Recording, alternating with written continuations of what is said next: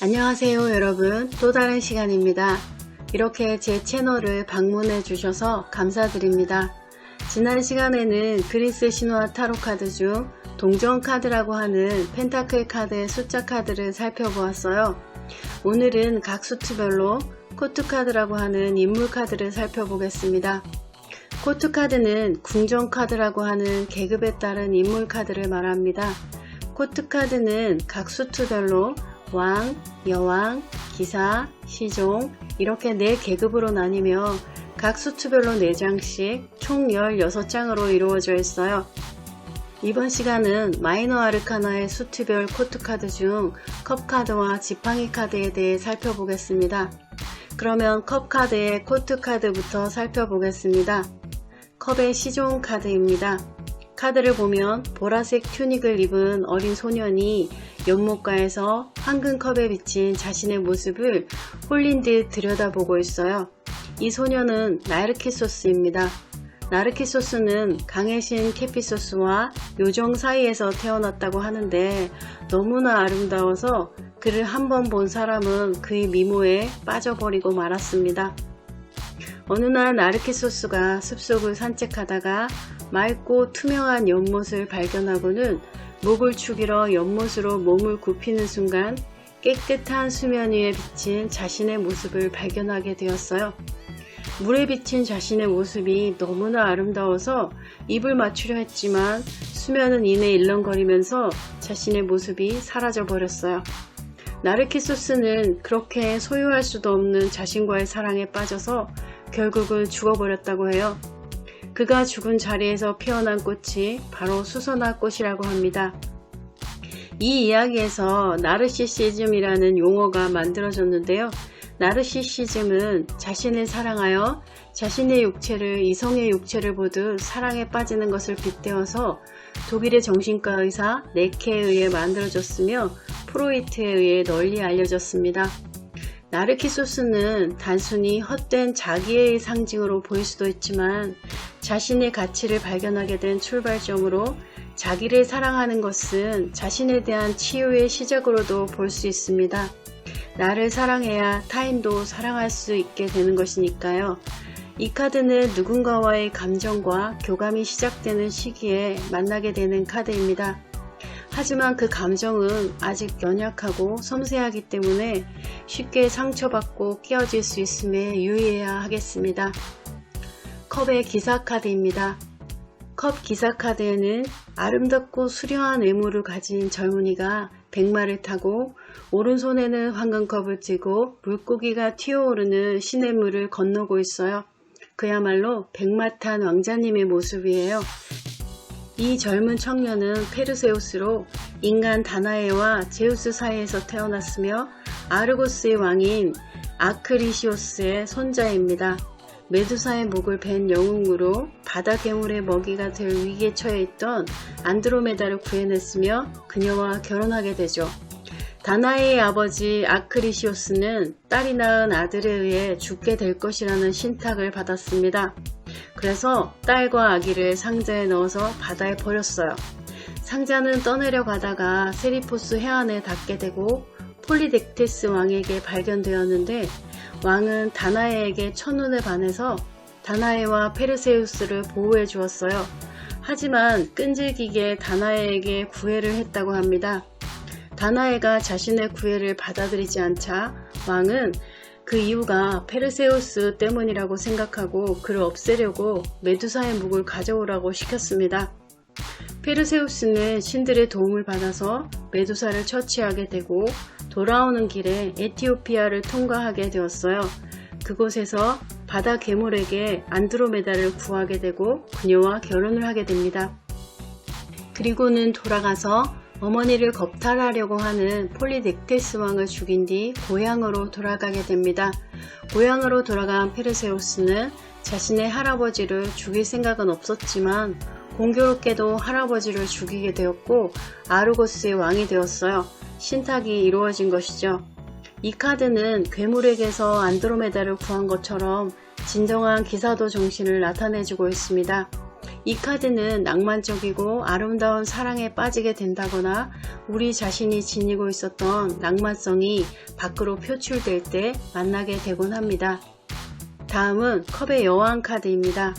검고 긴 생머리에 왕관을 쓴 초록색 드레스를 입은 아름다운 여인이 손에는 황금컵을 들고는 무언가 생각에 빠져있는 듯한 모습으로 왕좌에 앉아 있어요. 이 아름다운 여인은 바로 헬레네입니다. 헬레네는 제우스와 레다 사이에서 태어나서 양부인 스파르타의 왕 틴다레오스에게서 자라게 됩니다. 너무나 아름다웠던 헬레나는 수많은 구원자들 중에서 메넬라우스와 결혼을 했고 틴다레오스 왕이 사망하자 메넬라우스는 스파르타의 왕이 되었어요. 메이저 아르카나의 6번 연인 카드에서 이미 살펴본 것처럼 3명의 아름다운 여신 중에 파리스가 아포로디테를 선택하게 되고 아포로디테가 파리스에게 약속한 세상에서 가장 아름다운 여인인 헬레나는 파리스와 함께 트로이로 도망치게 되면서 이 결혼은 파국을 맞게 됩니다. 여기서 바로 그 유명한 트로이 전쟁이 시작되었고 전장에서 결국 파리스는 죽게 되었어요. 전쟁에서 승리한 메넬라우스가 헬레네를 찾아내 죽이려고 했지만 너무나 아름다운 헬레네를 본 순간 다시 사랑에 빠져서 스파르타로 데려왔다고 합니다. 헬레네는 누구를 만나든 간에 자신이 직접 선택을 했고 선택한 사람에게 온 마음을 다 내주었다고 해요. 파리스와 사랑에 빠졌을 때도 몰래 숨어서 만나는 것이 아니라 과감하게 함께 도망가는 길을 선택했죠. 이 카드는 기존의 여성에 대한 시선과는 또 다른 내면의 모습과 만나게 될 때임을 암시하기도 하며 깊이를 헤아릴 수 없는 내면의 모순된 감정을 깨닫게 되는 시기에 만나게 되는 카드입니다. 컵의 왕 카드입니다. 컵킹 카드의 이미지를 살펴보면 남색 곰포를 입은 부드러운 표정을 지닌 왕이 황금 왕좌에 앉아서 오른손에는 황금컵을 들고 왼손에는 하프를 들고 있어요. 발치에는 황금색 개가 바다에서 기어 나오고 있고요. 이 카드의 주인공은 바로 음료 시인으로 알려진 오르페우스입니다. 오르페우스는 아폴론에게 하프를 배웠다고 하는데요. 그의 노래와 연주는 야생의 짐승들 뿐만 아니라 풀과 나무들까지도 감동시켰다고 해요.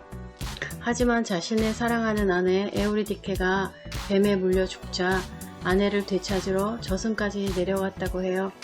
그는 아름다운 음악으로 저승의 뱃사공인 카론과 저승의 신인 하데스를 감동시켜 에우리디케를 지상으로 데려가도 좋다는 허락을 받아냈어요. 그러나 지상의 빛을 보기까지는 절대로 뒤를 돌아보지 말라는 하데스의 경고를 지키지 못해 결국 아내는 데려오지 못했고 슬픔에 잠겨서 지냈다고 합니다.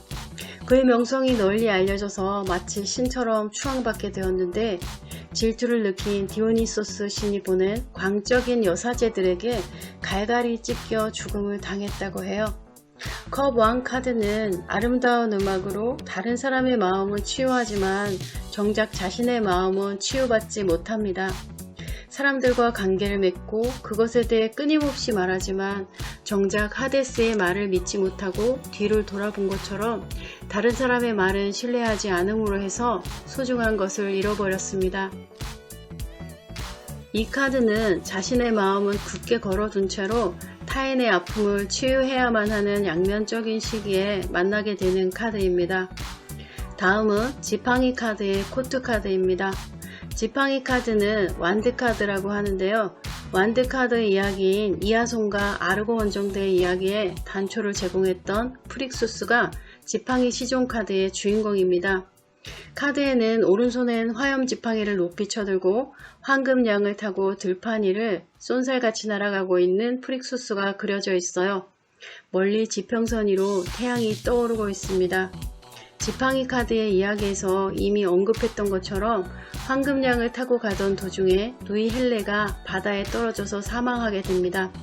프릭수스는 제우스가 보내준 황금양을 타고 계모의 손에서 탈출하여 콜키스에 도착한 다음 자신을 구해준 제우스 신에게 그 양을 제물로 바쳤고 이아손과 영웅들의 이야기에 서막을 열게 한 일종의 메신저라고 볼 수 있어요.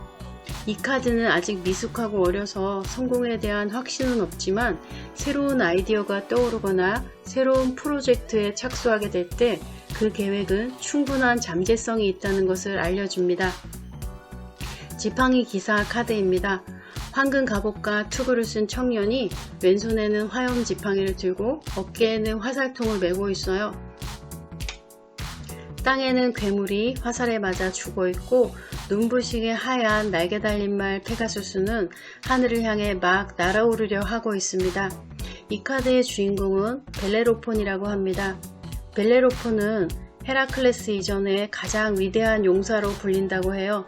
하늘을 나는 천마 페가수스를 타고 키메라 등 많은 괴물을 무찔렀다고 합니다. 하지만 점점 마음이 오만해져서 마치 자기가 신이라도 된 것처럼 올림푸스를 향해 날아오르려고 했대요. 이에 분노한 제우스 신은 등에 한 마리를 벨레로폰에게 보냈습니다. 등에는 아주 작은 곤충인데요. 등에가 페가수스의 꼬리밑을 쏘아서 말이 깜짝 놀라는 바람에 벨레로폰은 날고 있던 페가수스에서 떨어져 비참하게 죽고 말았다고 합니다. 벨레로폰은 굉장히 매력적이고 열정적인 인물입니다. 폭발적인 창조력으로 모험을 찾아 나서지만 현실성이 결여된 무모함으로 인해 결국은 몰락하게 되죠. 이 카드는 내부에서 폭발적인 아이디어가 샘솟는 시기에 만나게 되곤 합니다. 이 창조적이고 폭발적인 에너지를 현실적으로 어떻게 끌어내고 정리해야 성공할 수 있을지 진지하게 고민해야 되겠습니다. 다음은 지팡이 여왕 카드입니다.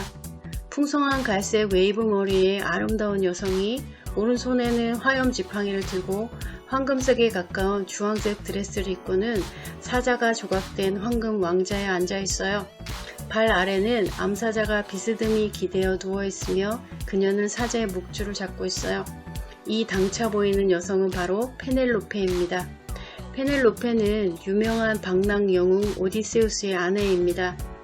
페넬로페가 태어났을 때 남자아이를 원했던 그녀의 아버지는 아기를 바다에 던져버렸는데 어디선가 갑자기 나타난 오리떼가 그녀를 해변으로 끌고 나왔다고 해요. 그런 놀라운 광경에 자신의 딸이 특별한 운명을 가지고 있음을 깨달았다고 합니다. 페넬로페는 남편 오디세우스가 트로이 전쟁에 나가 10년이 지나도 돌아오지 않는 사이에 왕국을 차지할 욕심에 달려드는 수많은 구원자들로부터 결혼을 요구받으며 시달렸다고 합니다. 하지만 끝까지 지조를 버리지 않고 남편을 기다렸어요. 마침내 돌아온 오디세우스는 구원자들을 모두 물리치고 페넬로페를 구해주었죠. 하지만 일설에는 오디세우스가 집을 비운 사이 페넬로페가 정절을 지키지는 않았다는 이야기도 있어요. 오디세우스가 없는 사이 그녀의 주위에 112명의 구원자들이 있었다고 하는데 그것이 단지 왕국에만 관심이 있었던 것은 아니고 그녀의 매력 때문이었겠죠. 하지만 그녀는 그 중에서 한 사람도 택하지 않았습니다. 페넬로페는 현대적인 의미의 슈퍼우먼과 많이 닮아 있어요. 이 카드는 누구에게도 의존하지 않는 강인한 내적 신념과 에너지를 가지고 당당하게 살아갈 때 만나게 되는 카드입니다. 마지막으로 지팡이 왕 카드입니다. 진한 갈색 웨이브 머리에 잘생긴 남자가 붉은색 곰포를 입고 양이 조각된 황금 왕자에 앉아 왼손에는 화염 지팡이를 들고 정면을 응시하며 앉아 있어요. 그의 뒤로 보이는 곳은 그리스의 아크로폴리스입니다. 킹 완즈 카드의 주인공은 테세우스예요. 테세우스는 아이트라와 포세이돈 신 사이에서 태어났다고도 하고 아테네의 아이게우스 왕이 아버지라고도 합니다. 하지만 테세우스는 15살이 될 때까지 그 사실을 몰랐다고 합니다. 그래서 자신이 아이게우스 왕의 아들임을 증명하기 위해 미노타우로스의 먹이가 될 선남 선녀를 모집하는데 자원해서 참여하게 됩니다. 다행히 크레타 미노스의 왕의 딸인 아리아드네의 도움을 받아 미노타우로스를 죽이고 아테네로 금이 환영하게 되죠. 그 과정에서 괴물도 물리치고 온갖 역경도 이겨내야 했어요. 테세우스는 뛰어난 용모와 화술, 명석한 두뇌로 도시국가였던 각 그리스의 왕들을 설득하여 하나의 왕국으로 통일하였습니다. 그는 수많은 모험 속에서 많은 여성들과 연문을 뿌렸는데요. 결국은 아마존의 여전사 히폴리테와 결혼하였습니다. 히폴리테는 전사였기 때문에 테세우스가 전쟁터에 나가 싸울 때 늘 함께 했다고 해요. 히폴리테가 죽은 후 테세우스는 해적처럼 바다를 떠돌아 다녔다고 합니다. 그 후에 크레타의 공주 파이드라와 재혼을 했는데요. 하지만 파이드라는 테세우스와 히폴리테와의 사이에서 낳은 아들인 히폴리토스에게 반해 삼각관계에 빠졌고 결국 히폴리토스가 죽고 파이드라는 자살하게 됩니다. 그 후 테세우스도 쇠락의 길을 걷다가 높은 벼랑에서 바다로 떨어져 죽었다고 해요. 지팡이 왕 카드는 불같은 열정과 강력한 리더십을 나타냅니다. 이 카드는 신념을 가지고 강력한 추진력을 바탕으로 목표를 향해 앞으로 나아가야 할 때 만나게 되는 카드입니다. 오늘은 그리스 신화 타로 덱의 마이너 아르카나 수트 중 컵과 지팡이의 코트 카드에 대해 살펴보았어요. 다음은 검과 동전 카드의 코트 카드를 살펴보도록 하겠습니다. 오늘도 이렇게 제 채널을 찾아주시고 시청해 주셔서 감사합니다. 다음 영상에서 또 만나요.